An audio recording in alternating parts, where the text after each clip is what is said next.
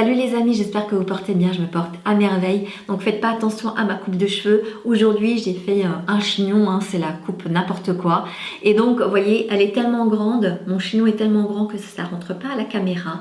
Donc je me suis juste attaché les cheveux vite fait, j'ai les cheveux qui dépassent un peu de partout, comme ça ne faites pas attention. Aujourd'hui ce sera un tuto make-up, je vais réaliser ce maquillage qui est très facile à faire. Il suffit tout simplement de 3 fards à paupières. Et c'est accessible même aux débutants. Vous allez voir, c'est très simple. Je vais vous montrer comment réaliser ce make-up. Restez avec moi, c'est parti. J'ai déjà appliqué ma base sur le visage. Je vais commencer par utiliser l'anti-cerne de chez Make Up For Ever, le HD. C'est un anti-cerne qui est apparemment une couve invisible en fait. Et donc c'est en format tube.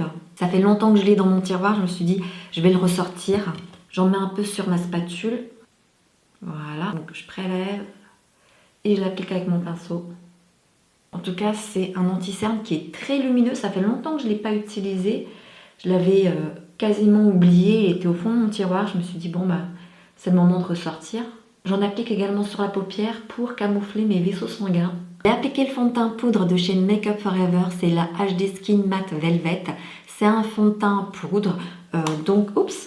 Qui était sorti il y a quelques mois. Donc à l'intérieur, on retrouve un miroir, une éponge pour appliquer le fond de teint et le fond de teint poudre qui est à côté. Donc en fait, j'ai déjà parlé de ce fond de teint poudre dans mes autres réseaux sociaux, Instagram et TikTok. Et donc aujourd'hui, je vais en parler sur ma chaîne YouTube parce que je crois que j'en ai pas encore parlé. Et comme je connais déjà le produit, donc je vous donnerai mon avis définitif par rapport à ce fond de teint poudre. Donc à l'intérieur, on retrouve une éponge pour bien appliquer le poudre. Et franchement, cette éponge, elle est géniale. C'est une éponge qui est vraiment de bonne qualité. Je l'ai lavée à plusieurs reprises, elle ne s'effrite pas. On peut vraiment bien appliquer le fond de teint. Donc voilà, je prélève. Il suffit juste de passer l'éponge sur le fond de teint poudre et de l'appliquer. Il ne fait absolument pas de traces. Ce fond de teint poudre va aider également à poudrer mon anti-cerne. Alors c'est un fond de teint poudre qui est un fini mat, mais en tout cas c'est un fond de teint qui s'applique très rapidement. Alors c'est un fond de teint qui m'a été envoyé par Make Up For Ever pour pouvoir le tester. Franchement j'ai adoré. Et en tout cas c'était vraiment, on me l'avait envoyé, je crois que c'était vraiment tout début d'été, je crois mai, juin, je sais plus exactement. Mais à ce moment-là, j'étais pas encore bronzée, donc la teinte me correspondait parfaitement bien. Mais maintenant, comme j'ai bronzé un peu, j'ai pris un peu de couleur, donc forcément, là, ça me va plus. Ce qui est génial avec les fonds de teint poudre, c'est qu'ils ont une double utilité. On peut les utiliser donc comme fond de teint, forcément. Et après, la deuxième utilité, c'est que par exemple, si tu utilises une bébé crème, un anti-cerne ou un fond de teint, tu peux l'utiliser, donc ce fond de teint poudre, comme une poudre en fait, sur le visage pour fixer le make-up. Donc là, je vais m'en servir pour fixer mon anti-cerne. Pour un fond de teint poudre, je trouve qu'il a une bonne couvrance. Il floute les pores, il a vraiment un fini mat. Il s'applique très rapidement parce que voilà, en 2-2 c'est fait. Alors ce matin dans la douche, je me suis fait piquer là. Je vais passer juste dessus comme ça. Un petit bouton rouge comme ça, hop, et il disparaît très rapidement. Ce qui est sympa également, c'est que le miroir à l'intérieur est suffisamment grand pour se regarder dedans, pour se maquiller. Un fond de teint de poudre que j'ai testé pendant plusieurs jours, plusieurs semaines, donc je le valide à 100%. Ce que j'apprécie, c'est que la couvrance est très bonne pour un fond de teint poudre. J'apprécie également le fini mat, qu'il floute les pores, qui tient bien toute la journée et en tout cas, même s'il a un fini mat, c'est un fini mat qui est lumineux. Je trouve que pour un fond de teint poudre, il n'assèche pas la peau. En tout cas, il faut faire attention. Si vous avez une peau qui est sèche, déshydratée, c'est pas fait pour vous parce que les fonds de teint poudre, ils ont tendance toujours à dessécher la peau. Même si celui-ci est moins desséchant que d'autres fonds de teint poudre. Là, je ne le conseille pas pour les peaux matures parce que tout ce qui est fond de teint poudre, ça va forcément marquer les rides et les ridules sur le visage, donc ça fait pas très joli. C'est une texture qui est très fine sur la peau, on la sent vraiment pas, c'est très agréable. Je vais utiliser le bronzer de chez Sephora. J'aime beaucoup le packaging, j'aime beaucoup le motif, ça fait un peu années 60 ou années 70, je trouve ça sympa. Ce que j'apprécie également, c'est qu'il y a le petit élastique. Donc c'est un packaging qui est en carton justement pour pouvoir être recyclé plus facilement. Donc à l'intérieur on sort le bronzer et donc au dos il y a un petit trou tout simplement pour pouvoir faire sortir le petit panne, le truc qui est en aluminium, et de cette façon c'est beaucoup plus facile pour le recyclage. Donc c'est vraiment bien pensé, j'aime beaucoup le packaging. Je vais avoir un effet bronzé sur le visage, donc je vais l'appliquer en 3 et je vais l'appliquer assez rapidement comme ça. Donc c'est un bronzer qui est un fini mat lumineux, c'est ce que j'ai envie. Le bronzer va tout de suite donner du volume au visage. Et là, on voit tout de suite la différence par rapport à l'autre côté. Bon, je vais me calmer parce que là, c'est déjà pas mal. En tout cas, c'est un bronzer qui est un fini mat. Donc, à l'intérieur, il n'y a aucune paillette. Et je sais que tout ce qui est paillettes et tout le monde n'aime pas. Donc, celui-ci, il a un fini mat et j'aime beaucoup. Alors, c'est la teinte numéro 3. Je me suis fait avoir parce que quand j'étais à Sephora, la conseillère m'avait conseillé, donc elle m'avait proposé la teinte numéro 3. Et moi, bête comme je suis, je sais pas pourquoi, je l'ai suivi, hop, j'ai acheté la teinte numéro 3. Je suis rentrée à la maison, j'ai testé le bronzer et donc du coup je me suis aperçue que c'était beaucoup trop foncé pour moi. Franchement, j'ai regretté d'avoir acheté la teinte numéro 3 parce que je trouve que ce bronzer est vraiment génial. Justement, ce que j'apprécie, c'est que il est lumineux, il est mat, il n'a pas de paillettes à l'intérieur. Mais je trouve que la teinte est quand même foncée pour moi, teinte numéro 3. Et donc là, je suis obligée de toujours faire attention d'en prélever un peu pour pas que ce soit trop, comment dire, trop chargé. Donc à la maison, je vous conseille vraiment de partir sur une teinte numéro 2 ou voire numéro 1 si vous avez une peau claire. Alors, je vais utiliser le blush de chez NARS, c'est Claudette. Il était sorti l'année dernière, c'est dommage parce que c'était une édition limitée. Et franchement, c'est un très beau blush. Donc je vais en appliquer très léger. Ce que j'apprécie, c'est que c'est une texture qui est très fine et qui se fond parfaitement avec la peau. Donc il est totalement imperceptible. On dirait que c'est comment dire, une poudre HD, vraiment une poudre très très très fine, aussi fine que du talc parce qu'elle est très pigmentée. Je vais essayer de corriger ça quand même. Je prends un pinceau propre et je passe dessus pour enlever l'excédent. Lorsque je me regarde là au retour caméra, j'ai l'impression d'être hyper chargée au niveau du bronzer et du blush. Mais lorsque je me regarde là devant le miroir, je trouve que c'est parfait, c'est vraiment bien. En tout cas, c'est le résultat que je veux, ça reste léger. Et je suis un peu surprise, donc on verra au moment du montage comment ce que ça donne. Mais bon, en tout cas, je continue le make-up parce que j'aime bien le résultat. Je vais utiliser la palette de chez Beauty Bay, la Bright Palette, qui a 42 fards à l'intérieur. Et donc, pour le maquillage d'aujourd'hui, il suffit tout simplement de 3 fards.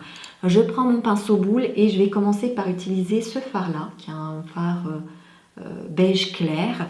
Et je vais l'appliquer sur le haut de la paupière. Je fais des mouvements circulaires et je fais des va-et-vient comme ça.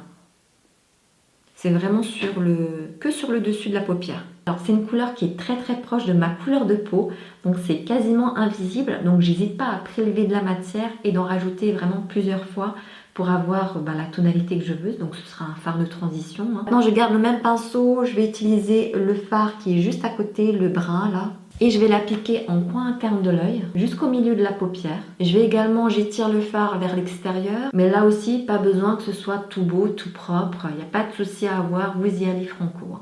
Je monte pas trop haut, vraiment, je reste vraiment là dans le coin, je reste vraiment dans le creux de la paupière, dans le pli en tout cas de la paupière.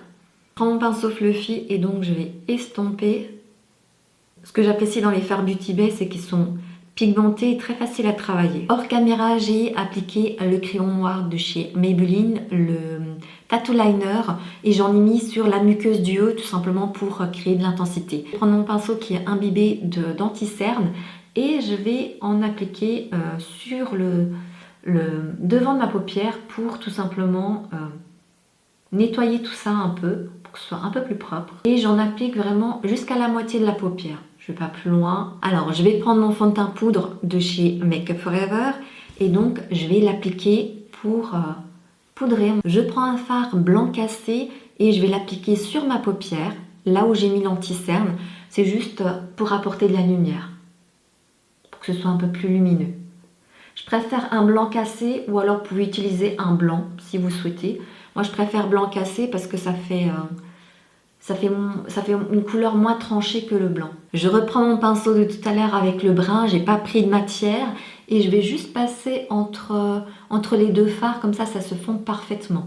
Alors, je prends un tout petit pinceau et je vais prélever la teinte améthyste qui est vraiment une très jolie couleur lumineuse et je vais en appliquer en ras de cils inférieur. Hop, là, je dois faire attention parce qu'il peut y avoir des chutes là.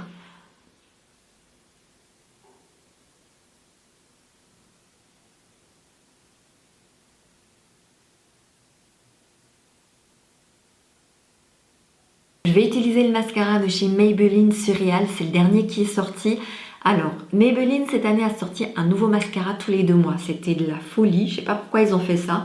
Celui-ci, c'est un mascara qui promet longueur, volume et qui recourbe les cils. Celui-ci, c'est un mascara en forme d'hélice et vraiment, je le trouve top. Donc déjà, j'aime beaucoup le mascara, le High Sky, c'est un de mes préférés. Mais celui-ci, je dirais qu'il est encore mieux. Parce qu'il apporte énormément de longueur, c'est incroyable. On applique également en bas. Alors, je vous montre le résultat de plus près. Ce mascara est magnifique. Là, j'ai mis 2 couches. Il apporte de la longueur, du volume, oui, effectivement, il apporte du volume. Mais voilà, rien d'extraordinaire par rapport au volume. Par contre, ce que j'apprécie, c'est qu'il recourbe bien les cils. Et en tout cas, il ne fait absolument pas de paquet. Mais il apporte une longueur aux cils, c'est incroyable. J'aime beaucoup ce mascara. Je vais vous montrer de profil, comme ça vous verrez mieux. Voilà. Et par rapport à l'autre œil, ça change totalement le regard. Je vais en profiter également pour faire une revue par rapport à l'anti-cerne. Donc je comprends pourquoi elle était au fond de mes tiroirs et que je ne l'ai pas réutilisée. Parce que tout simplement le rendu est catastrophique en fait. Vous voyez, l'anti-cerne, il a bougé, il a migré. Ça fait 10 minutes, un quart d'heure que je le porte et il a totalement migré. Donc je comprends pourquoi j'ai mis au fond de mon tiroir et que je ne l'ai pas réutilisé. Là, ce que je vais faire, c'est qu'à la fin de la vidéo, je vais le prendre et le jeter à la poubelle. En tout cas, je ne vous le conseille pas. J'aime pas aussi la couleur, ça fait bizarre. Je trouve que la couleur, elle a changé. Et ça fait tout gras. Ça fait gras sur la peau. C'est vraiment pas le fond de teint qui a donné ce rendu-là. C'est vraiment l'anti-cerne qui a gâché en tout cas le make-up, qui fait un gras, je sais pas pourquoi, il a bougé comme ça fait tout gras, ça fait vraiment sale, ça fait vraiment pas propre. En tout cas, je ne le conseille pas, cet anti-cerne. Hors caméra, j'ai tout simplement rajouté mes faux cils. Comme les yeux sont assez chargés, je suis restée simple au niveau des lèvres. Un crayon, un gloss et le tour est joué. Vous voyez, là, il suffit d'avoir 3 fards et vous réalisez ce type de make-up. C'est très simple, c'est accessible aux débutants. J'adore ce maquillage. La petite touche de couleur tout simplement pour donner un peu de peps au maquillage. Et j'adore, moi, c'est un maquillage qu'on peut porter en journée ou en soirée. Vraiment, c'est un très beau maquillage. Voilà, dites-moi ce que vous en pensez en commentaire.